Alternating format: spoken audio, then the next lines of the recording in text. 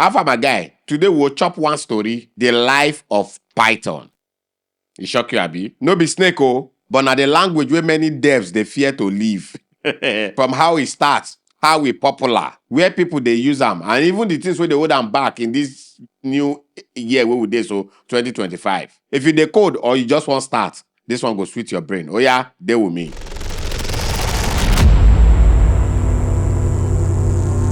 Python began as projects for late 1980s, almost here early 1990s. Now one Dutch guy like that, where my looking name abeg, Vudo, hey wala, Guido van Rossum. Anyhow, see the spelling for screen abeg. For one company where they call CWI, I don't know the full meaning, but in the Netherlands. It won't make language they very simpler to read and with simple syntax, and then you go get very strong power. Yes. By 1991, I think around February, he released Python 0.9.0. He name am Python no be because of say he one name am after snake or no. They get one comedy group that time wey they call Monty Python's Flying Circus. He dey screen see the name because he like the comedy group. Over time, some other versions come.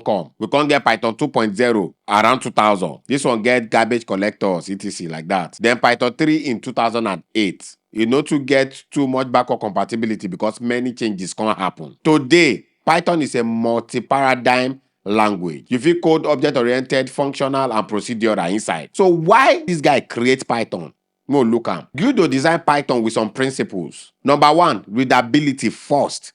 It should be readable, very easy to read. Then simplicity over complexity. There should be one or preferably only one method to do it. So the idea would be say devs go spend little time. They decipher syntax. You grab. So that they'll fit spend more time on solving complex problems. You see the idea now? So that it go dey very readable. They'll not just spend time to learn the language syntax. No. Instead, they just use that time to solve serious problem with the language. You see the logic now? Also, Python was also built to glue things. Also to integrate with others like C and C++. Because some tasks need speed, you know. Sometimes you code critical parts in C and interface with Python. You understand? Python people know they agree understand this thing. Now why I say make I do history of Python for them, I know. So more look at where Python they used today. Actually, Python they everywhere. But we just look some areas. We know say it inside data science and machine learning, general AI things now, you know. Tools like TensorFlow, PyTorch, Scikit-learn, Python are the king for all these places. Also for web development or let's say backend APIs. Django day, Flask day, Fast API day. You see they there too. Then for automation or scripting or DevOps, they use and write scripts, pipelines, even small tools. You see say they there too. It also dey inside scientific computing.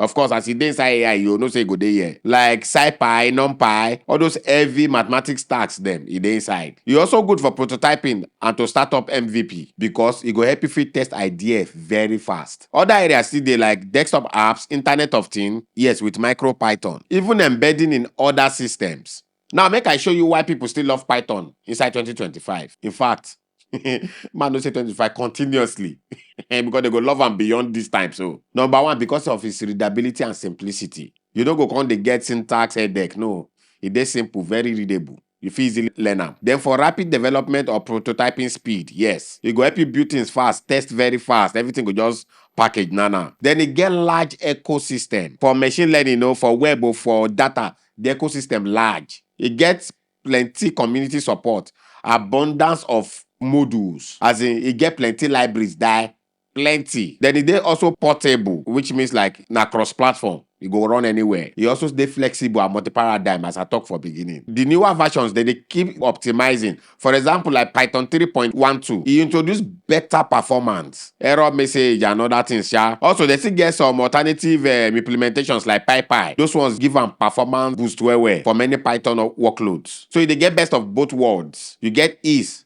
plus power in many cases.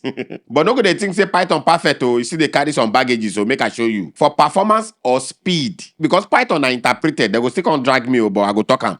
Because Python are interpreted languages, it make am dey a little bit slower than compiled languages. You grab. Then you get this thing wey they call global interpreter lock. It dey limit multi-threading for CPU bound task, meaning you go dey struggle with concurrency. Then for memory consumption, dynamic types and objects, they cost more use of memory, they take more space inside RAM. Then dynamic typing pitfalls. Errors they always only surface at runtime. Of course, we know say that dynamically type language. It is harder to catch at compile time. You see, then if you look at under mobile and or embedded limitation, Python no be the best options for mobile apps. No, if you want compare am to Swift, Kotlin, and the rest. Then dependency issues and versioning, man, you go enter something called dependency hell. It is not always strict too. In large apps, code may become messy, but they don't handle those ones well with many things. So in 2025, you build something performance critical. Let's say game engine, trading systems, real time. Python may struggle alone. If now only if it struggle one kind. So more look where Python they head to. More optimization, JIT, smarter interpreters, better support for typing. So that they go fit bridge that dynamic and that static word. They'll fit just get bridge in between. Then tools to scale larger apps. You grab. So if I want to advise you, young devs or new person when you enter this thing,